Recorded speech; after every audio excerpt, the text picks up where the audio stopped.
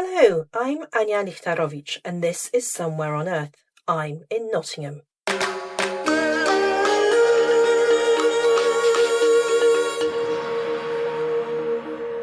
It is Tuesday, the 17th of March, 2026. Welcome to the Global Tech Podcast. Coming up today. Across the world, technology is reshaping the way we live, from how we move to what we own and even how governments make decisions about our lives. In Europe, digital surveillance tools are playing an increasingly central role in migration policy, raising questions about privacy, power, and who really shapes the systems that affect millions of people. We'll hear from campaigners and officials on the growing use of data, biometrics and artificial intelligence, and the debate over whether technology is making migration systems more efficient or more unequal. Then, could renting replace owning?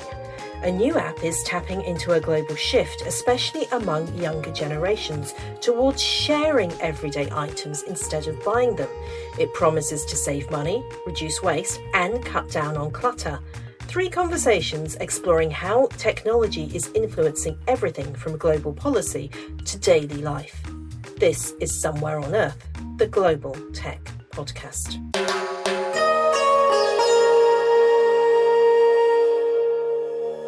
European migration policy is increasingly driven by digital surveillance, from border drones to biometric ID checks and automated risk profiling.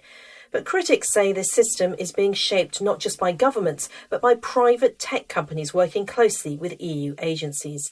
Katerina Rodelli, EU policy analyst at Access Now and author of Access Now's report on surveillance in EU migration policy, says this raises serious concerns about transparency, accountability, and the rights of migrants, many of whom may not know how their data is collected or used. The report argues migration is becoming a testing ground for surveillance technology and calls for a shift towards safer, more humane approaches. It also warns that despite the EU's strong data protection reputation, migration operates under different rules, where personal data can be widely shared and stored for years with limited oversight or consent. All of European migration policies are underpinned by broad digital surveillance infrastructure, and technology plays an instrumental role into making the current violent migration policies possible and enforceable. We have a variety of ways in which technology makes this violent political approach possible, going from drones patrolling the European borders and facilitating pushbacks outside of the European Union, to biometric identification in the streets, where people are identified if police thinks that they might be undocumented and then put into detention and deportation, to automated profiling when people ask for citizenship or welfare support by the state, and they are subjected to automated risk assessments that flag them as security risks and therefore do not make them eligible for any type of support. This sounds like quite a big industry because you've got EU agencies like Frontex, Europol, EU LISA, and they're all using technology, some of the ones you've just mentioned. Can you tell me more about the companies that are involved and how they actually get this work to work with these EU agencies?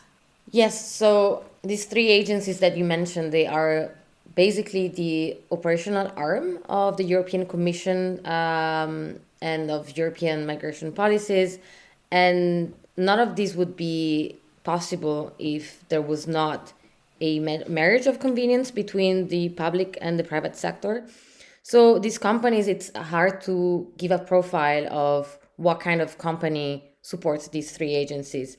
You have the companies coming from the defense sector, such as the Italian Leonardo, but also you have companies that are big into biometric identification systems that are supporting the agencies in making it possible to collect and store and exchange biometric data across migration and police agencies in Europe. The EU needs to use technology to monitor migration and to survey it, to control it. Why is it a bad thing that these private companies are involved? What's the problem here? The problem is that such a vital sector of public life, which is how European states approach migration, is basically defined by the interest of the private sector. So what we have here is that these three agencies, outside of any transparency or lobby rules, have opened their doors to the private industries to pitch their products and provide them with techno solutions to how migration should be shaped. And this is a very big problem because at the same time, the people that represent the real needs, migrant people themselves, racialized people, they're kept outside of these spaces, and therefore they cannot advance other type of solutions, other type alternatives to how the European Union is currently managing migration. At the same time, the private sector has not only a lot of space, but also they have a great influence into deciding how public policies should be shaped. But the EU has got pretty strict transparency rules, accountability laws that should mean that people are aware that these private companies are offering their technologies for money, obviously, but these private technologies are being used and how that data is being processed. Is that not happening? When it's about migration, there is no European rule on transparency that functions. Right. The European Union has a history of creating a parallel legal framework when it's about migration. So even if you think, for example, at data protection, like the EU is very famous for having this general data protection regulation, the GDPR, that creates supposedly a safe environment for people like living in this digital world on how their data is being used. At the same time, the European Union is the same institution that has developed this surveillance infrastructure that allows for migration and police authorities to extract data from migrant people, take biometric data, exchange them, store them for 20 years. So yes, and whenever it's about migration, the European Union has been created a parallel legal framework where everything is possible. And this also applies to transparency rules and how the private sector can influence the European Commission and these three specific agencies, regardless of its democratic oversight. Now, do migrants know that their biometric information is being collected and stored? I cannot myself speak on behalf of migrants, but what we know is that the majority of the cases, data is being literally extracted. People are not offered a chance for explanation. People are not offered a chance to object. If people try to object into providing their data, they will be subjected to probably detention or violent treatment. So no, people are not informed of how their data is used, where it is stored, for which purpose it is being extracted from them.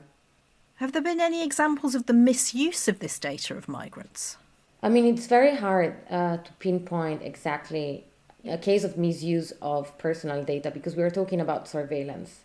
So it's very hard to draw exactly a cause-consequence link. But for example, right now, we know that the European Union is on the brink of passing a new law on deportation that would allow for police authorities across the EU to use the data of people that is stored in databases during stop and searches and identify them where they are in the migration status, and if they are found to be undocumented, put them strictly under detention and subsequently deport them. So this is something that it's very much on the horizon, and it's gonna increment the state of fear in which migrant people live in Europe.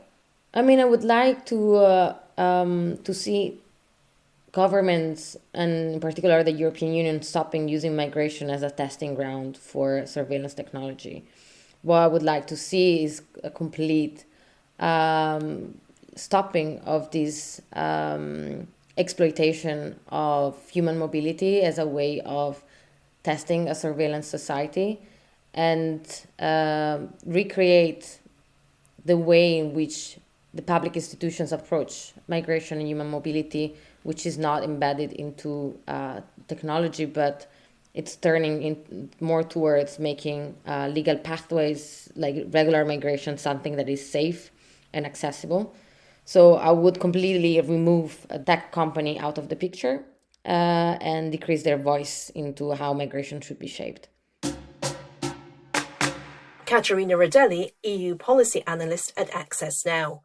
We approached all three of the EU agencies that Access Now mentioned in their report.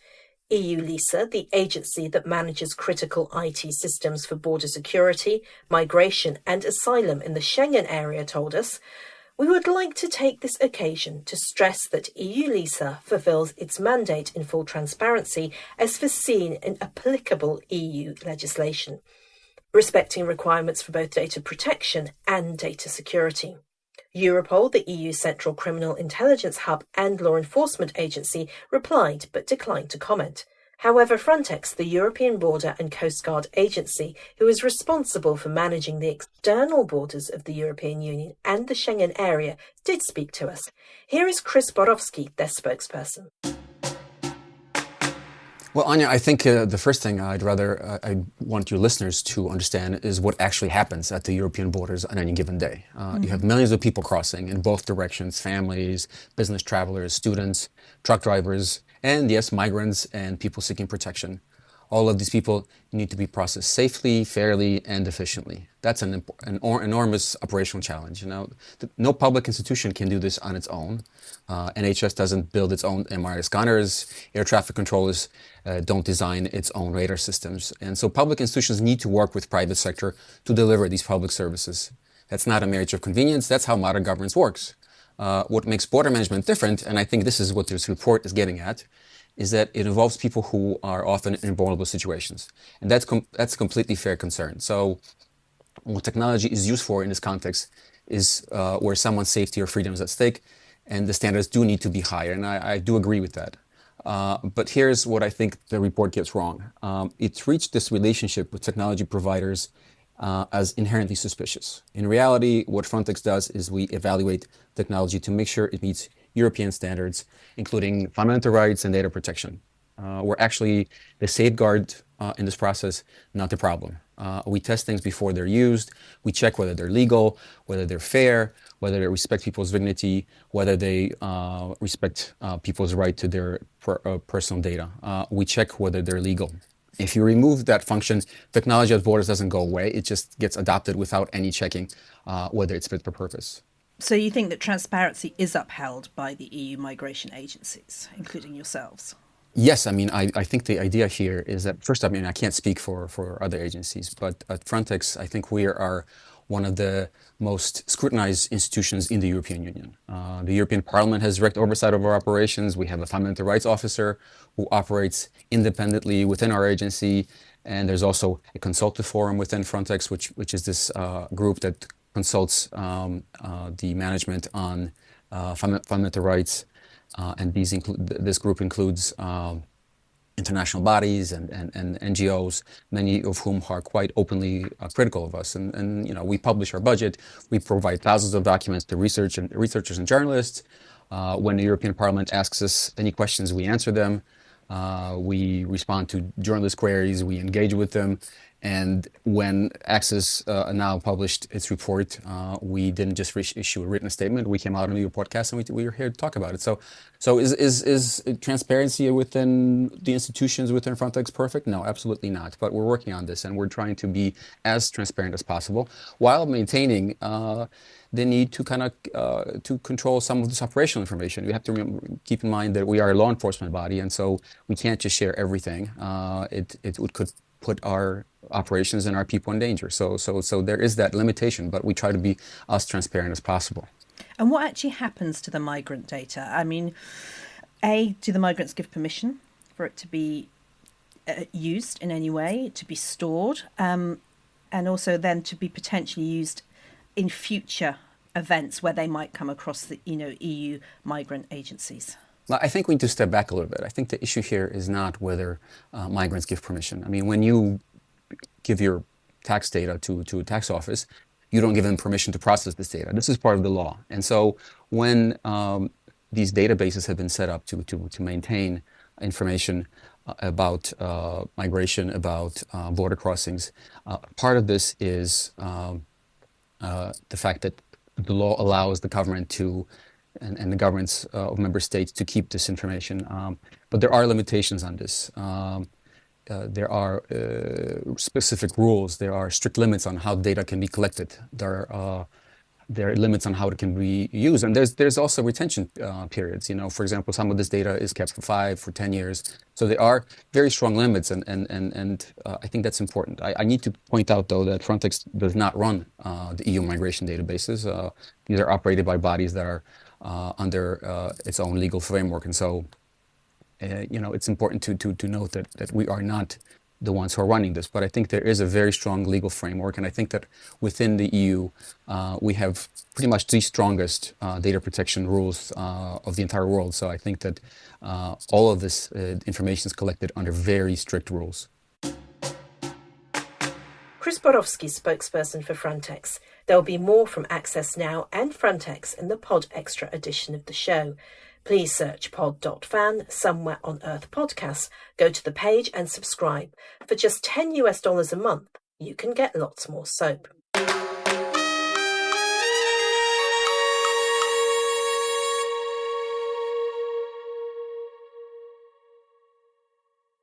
Now, why buy something you'll use only once when you can rent it instead? From saving money to cutting down on clutter, renting everyday items is becoming an increasingly attractive option, and it could be better for the planet too. Now a new app is tapping into that shift, connecting people who need items with those who already have them, from beach chairs to event equipment. We hear from the founder of Ijari, a rental marketplace launching in Qatar and aiming to expand across the Middle East. Sana Rizwan from Ijari. I'm the founder of Ijari. Can you tell me what Ijari is? So Ijari is a rental marketplace that connects lender and borrowers, making it easy to rent everyday items while promoting sustainability. Right, so in simple language is if I need something and I don't want to buy it, I can go onto your app and find it. So our tagline is, why borrow when you can rent? Simple. So yes, we are an app-based company. So you can download our app from the Play Store or the App Store. Ijari.com is our website. So you can go and download our app and you can use it as a borrower and a lender as well. So you can rent everyday items apart from the cars and the apartments, but you can rent everything, everyday items. For example, if you are going to the beach and you have your friends, so you have 2 chairs, but you need 10 chairs. So where you will find it, you will go and call your friends. Sometimes you will get nice looking chairs. Sometimes they will be in bad condition, but you will be obliged. So why get obliged instead of go and rent it on Ijari at your convenience, at your convenient time, and at your best price. You can offer the price and the lender can accept it, or you can just quote it, and if the lender agrees, you can rent it.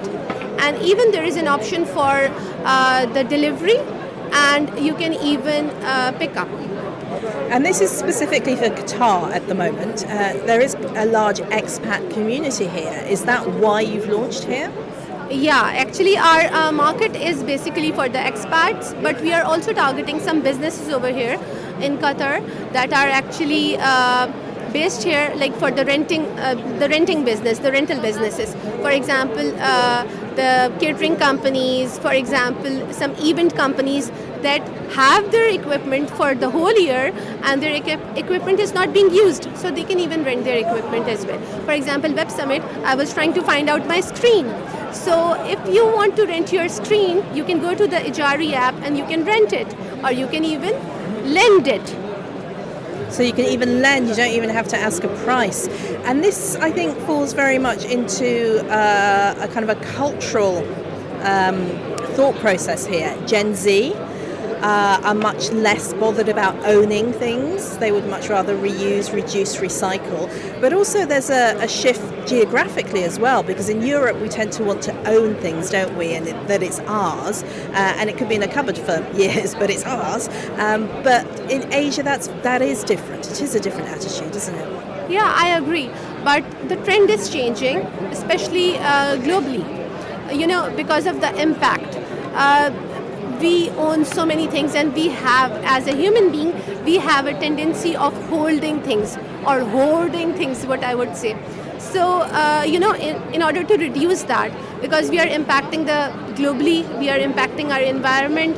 So it's very nice if instead of holding and hoarding things, you can rent it out, and you can, instead of using it for once and buying it, you can rent it and reuse it and recycle it. So what next? Qatar is where you are now. Where do you want to go?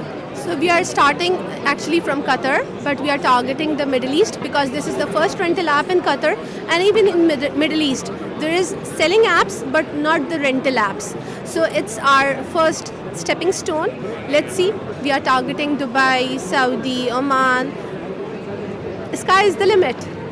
And do you think this will work elsewhere? In few areas of the world, it's already working. There are certain rules and regulation, and there are some constraints as well. But we can do that. We can actually reach to other markets as well, because the European market and the US market or the Australian market is quite open to this concept. Another Tech for Good story from Web Summit Qatar. And that is all for this week. You can catch up on all 128 episodes so far on your favourite podcasting platform or app, and also on our YouTube channel, so please go and check us out there. And again, I am asking for you to give us a rating on your favourite podcasting platform. We've already seen a more prominent presence online on a number of platforms thanks to just a few more reviews. It really makes a difference and helps our downloads and streams grow. You can get in touch via hello@somewhereonearth.co or on your socials. The production manager is Liz Toohey and I'm the editor. Until next week.